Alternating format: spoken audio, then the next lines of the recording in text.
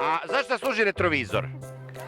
To služi ako je neko iza pa da vidi da li kad ide iz parkirana pa da vidi da li neko nailazi. A zašto je to važno?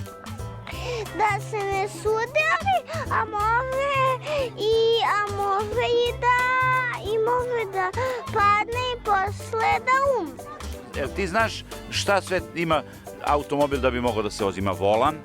Ima volan, ima one kao dole kotnice da pali i gasi. Mora da ima svetla. Zašto mora da ima svetla? Da bi video noću gde ide. Ako, na primjer, negde nema bandera. Da svetlaš. A kažete meni šta je to menjač? Pa to ti je kad menjaš brzine. Što bi ja menjao brzinu? Što ja menjam brzinu? Pa... Ja hoću ovu brzinu, ja volim prvu brzinu, ja ću da je menjam. Jel bi i ti tako vozio? Ne bih, ja bi menjao... Ti ne možeš se odlučiš za brzinu pa bi menjao? Da. Dobro. Pa je to volan? Da. Čemu to služi?